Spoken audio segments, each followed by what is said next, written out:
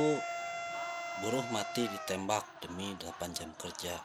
Sekarang kita kerja 8 jam, tapi tetap merasa nggak cukup untuk hidup.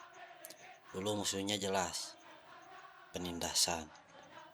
Sekarang musuhnya lebih halus, sistem, kebutuhan, dan standar hidup. Di hari buruh ini bukan cuma tentang buruh, tapi tentang kita semua yang setiap hari menukar waktu untuk hidup dengan angka-angka di rekening. Dan mungkin pertanyaannya paling jujur adalah, kita ini benar-benar bekerja untuk hidup atau hidup untuk bekerja?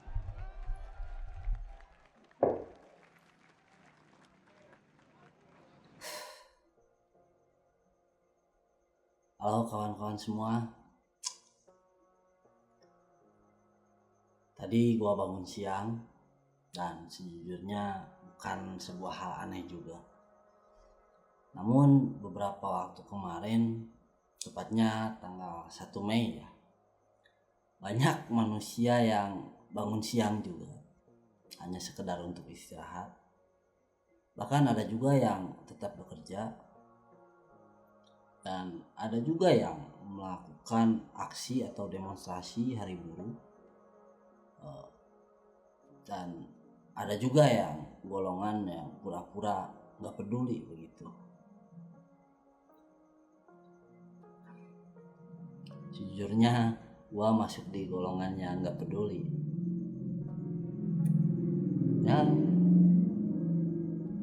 gua gak peduli. Gua gak peduli lah, gak mau tahu juga. Bahkan ya gak peduli mau libur atau kagak juga. Dan hari itu terlewati begitu saja. Namun di keesokan harinya mulai kembali pertanyaan-pertanyaan yang setiap setelah hari buruh itu kadang muncul di kepala gua khususnya, bahwa kenapa sih harus ada libur nasional hari buruh? Kenapa hari itu mesti ada? Dan pada titik gua mulai sadar, apakah gua benar-benar gak peduli dan gak mau tahu, atau justru gua yang benar-benar gak mengerti akan hari itu. Dan dari sanalah video ini dimulai.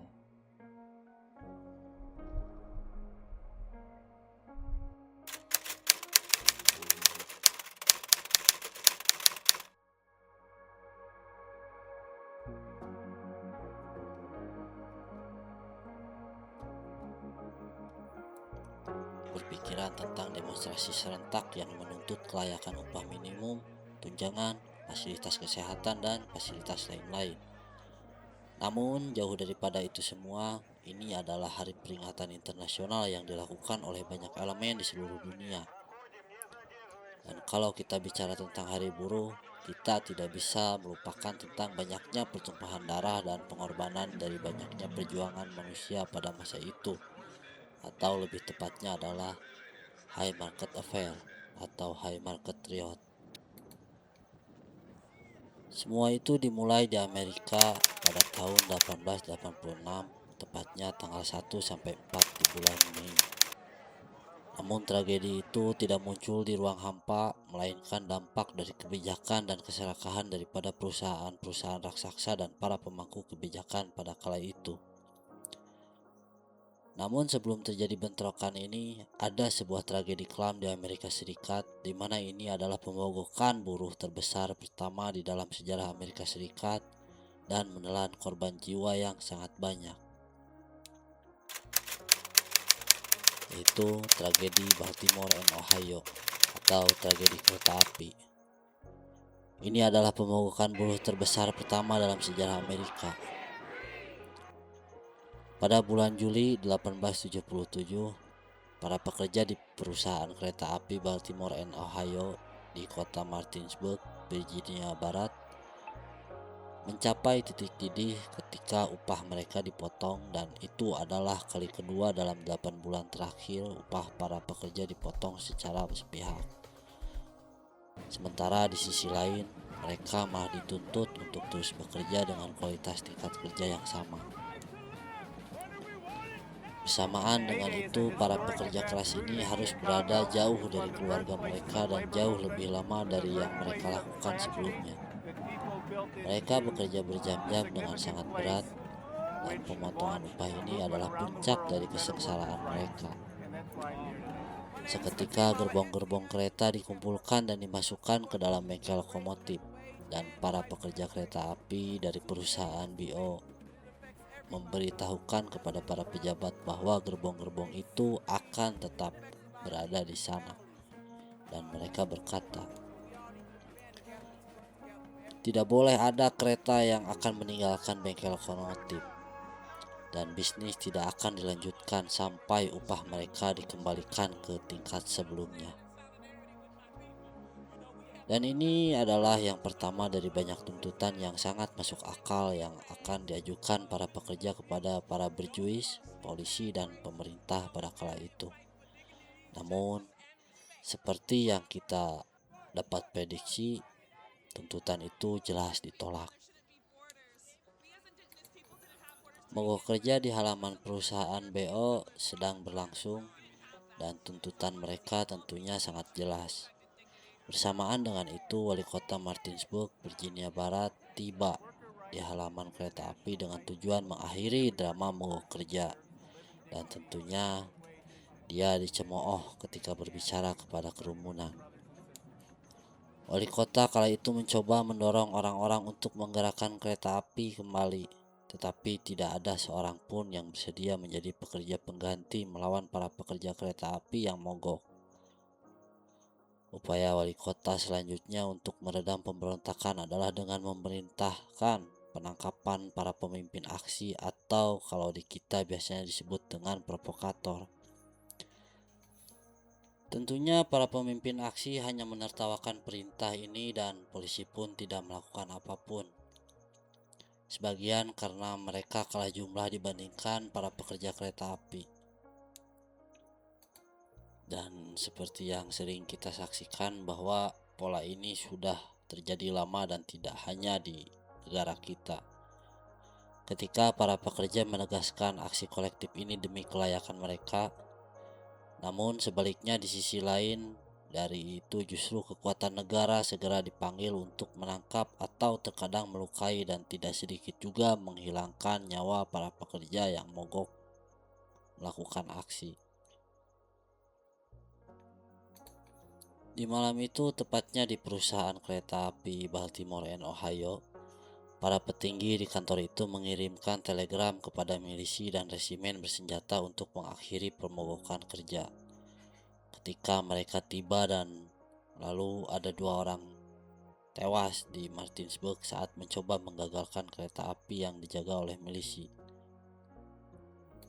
Eskalasi konflik ini pun meningkat ketika pemimpin perusahaan kereta mengirimkan telegram kepada orang-orang di Washington DC untuk meminta pasukan federal untuk menghentikan pemogokan.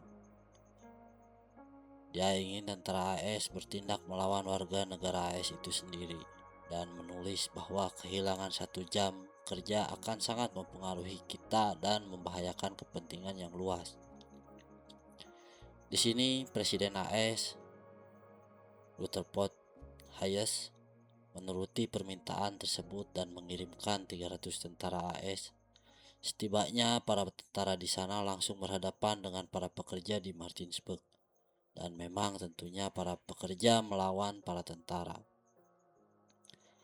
Akan tetapi 300 tentara tersebut berhasil merebut kembali kendali atas stasiun kereta api, dan pemogokan tampaknya kehilangan momentum dengan tentara yang menguasai, dan para pemimpin dari pekerja tentunya ditahan.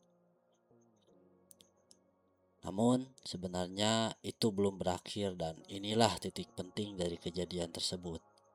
karena orang-orang di Martinsburg menyaksikan apa yang terjadi di sana dan kereta api pun diserang oleh orang-orang di sekitarnya.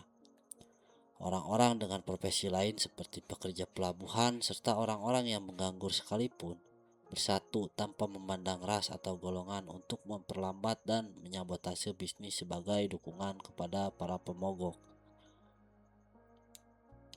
Bersamaan dengan itu, tembakan senjata pun terdengar. Namun para demonstran terus bersuara, "Demi hak-hak dan untuk membela keluarga kita, kita menang atau kita mati." Para pekerja di perusahaan BO sebenarnya tidak meminta banyak hal, seperti martabat besar karena kondisi kerja mereka sangatlah buruk. Gaji dipotong, namun mereka memutuskan untuk bertahan demi kondisi yang lebih baik. Di seluruh Amerika Serikat, gerakan ini menyebar ke kota-kota lain, menjadi apa yang dikenal sebagai Great Railroad Strike 1877. Orang-orang di seluruh negeri memprotes dan menghadapi kekerasan. Dari kerusuhan ini mengakibatkan banyak kerugian. Tidak bisa dipastikan secara pasti jumlah korban, namun total korban tewas kurang lebih 100 orang, dengan mayoritas buruh sipil, dan pelaku penembakannya diduga militer dan aparat. Meskipun tidak ada angka pasti detail per elemen, tapi puluhan buruh tewas, beberapa aparat juga tewas, dan ratusan luka-luka. Sedangkan jika dibandingkan dengan tragedi Haymarket Affair,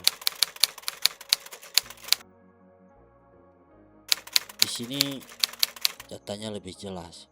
Polisi tewas 7 orang, warga sipil atau buruh tewas setidaknya 4 orang, dan luka-luka dari kedua sisi mencapai puluhan, dan 8 aktivis buruh ditangkap, 4 diantaranya dihukum mati meskipun buktinya sangat lemah. Dan inilah alasan yang membuat Haymarket Affair menjadi simbol global. Sebelum dunia mengenal Hari Buruh, ada satu momen yang jarang dibahas. Tahun 1877, saat buruh kereta api di Baltimore and Ohio mogok kerja, bukan karena ideologi, melainkan karena mereka lapar, dan 9 tahun setelah itu dunia tidak lagi melihat buruh sebagai orang yang marah, tapi sebagai orang yang sadar. Dalam tragedi Haymarket Affair, buruh menuntut perubahan sistem kerja 8 jam.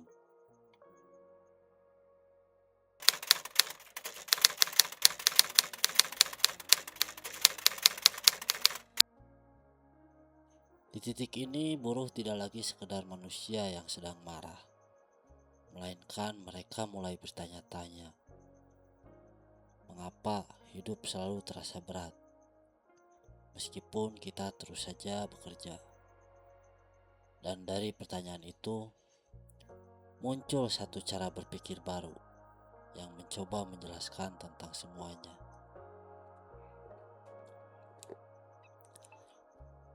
Cara berpikir ini tidak datang dari jalanan, melainkan dari seseorang pemikir yang tidak pernah turun ke jalan yang bernama Karl Marx.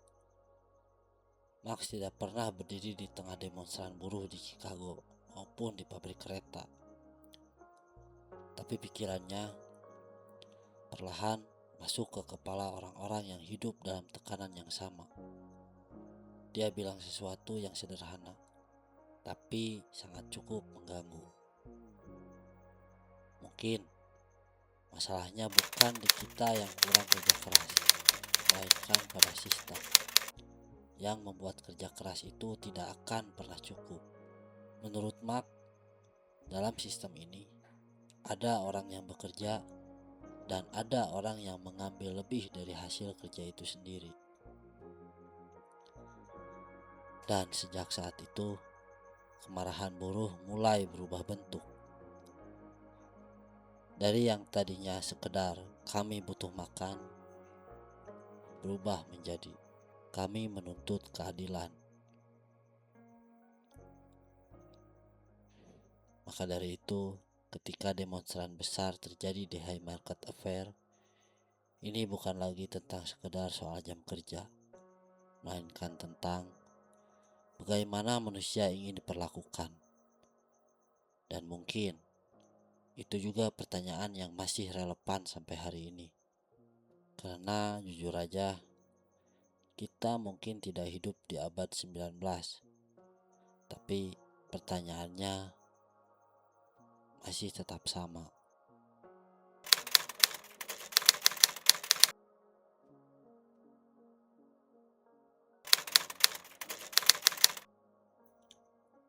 Dan kalau kita pikir ini cuma cerita tentang Amerika semata, mungkin kita keliru.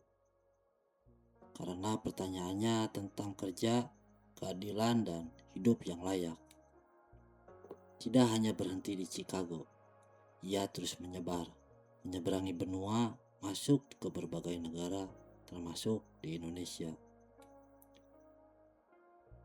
Di Indonesia, Hari Buruh bukan sekedar peringatan, tapi pernah menjadi simbol kekuatan. Di era Soekarno, sekitar tahun 1950-an, buruh bukan suara kecil.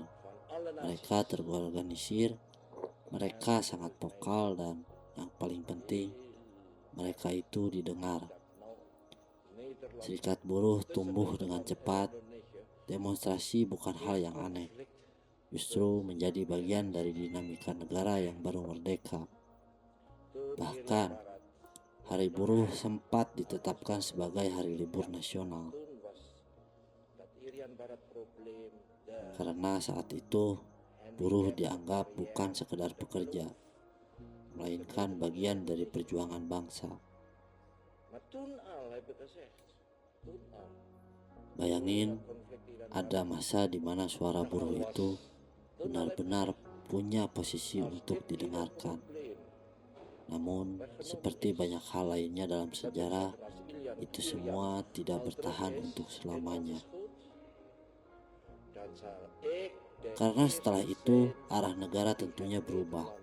Dan bersamaan perubahan itu, suara buruh pun juga ikut berubah. Dari yang tadinya punya posisi untuk didengarkan, namun perlahan-lahan justru mulai diredam. Tapi seperti banyak hal dalam sejarah, kekuatan seringkali tidak bertahan lama. Masuk ke era Orde Baru atau masa kepemimpinan Soeharto, arah negara ikut berubah. Jika sebelumnya buruh punya suara merdu dan strategis di Orde Lama, bahkan sebelum merdeka, di era ini justru suara itu mulai dianggap seakan berbahaya karena dianggap kental dengan paham kiri yang ditentang. Hari Buruh yang dulu dirayakan perlahan dihilangkan. Demonstrasi tidak lagi dilihat sebagai aspirasi, melainkan sebagai ancaman. Serikat buruh dibatasi, bahkan hanya ada satu wadah resmi yang diizinkan, dan itu pun berada di bawah kontrol negara. Di titik ini, buruh bukan lagi kekuasaan sosial, tapi menjadi bagian dari mesin produksi yang diharapkan tetap berjalan tanpa banyak suara.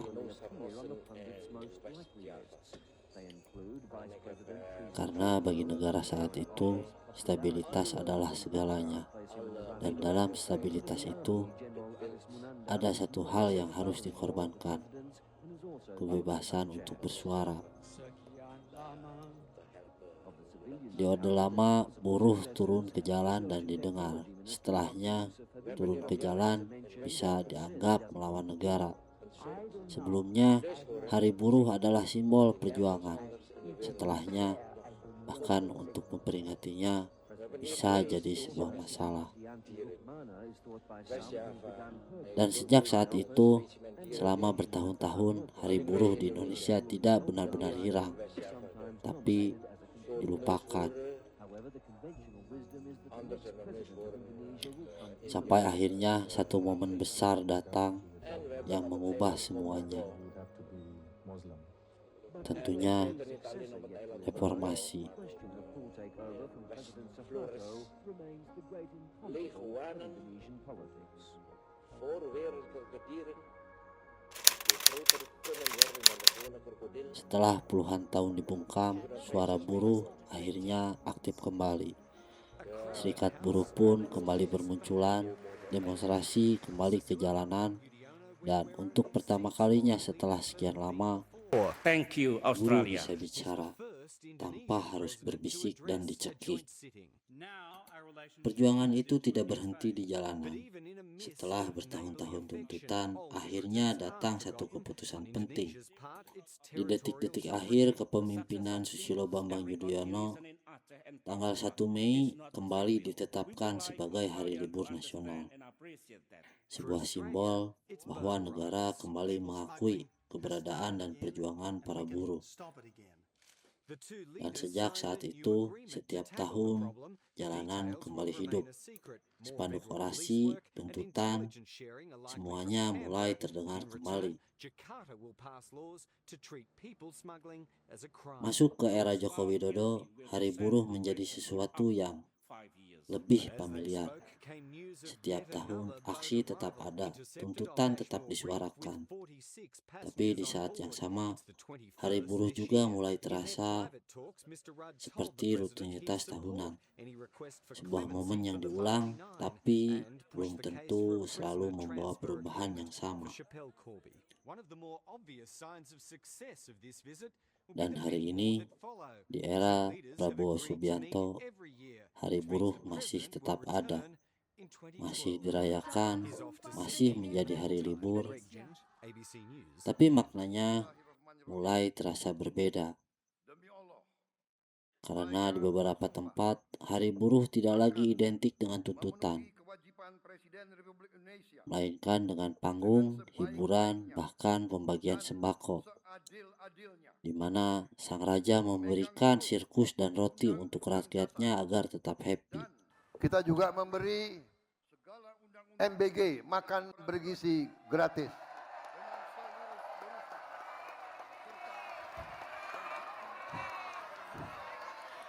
Saya bertanya kepada saudara-saudara, MBG bermanfaat atau tidak?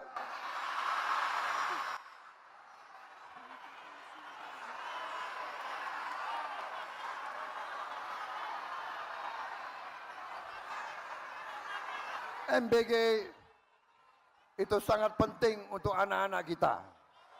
Demi Allah, saya bersumpah akan memenuhi kewajiban Wakil Presiden Republik Indonesia.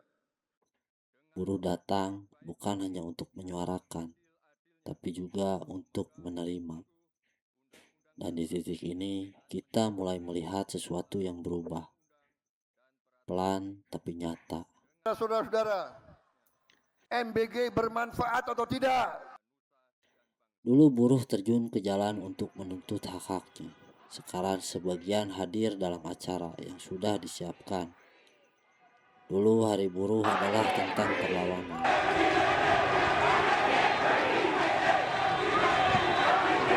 Sekarang, di beberapa momen, ia terasa seperti perayaan. Bukan berarti salah, namun jelas berbeda. Dan mungkin pertanyaan sekarang bukan lagi apakah buruh boleh bersuara, tapi apakah suara itu masih punya arah.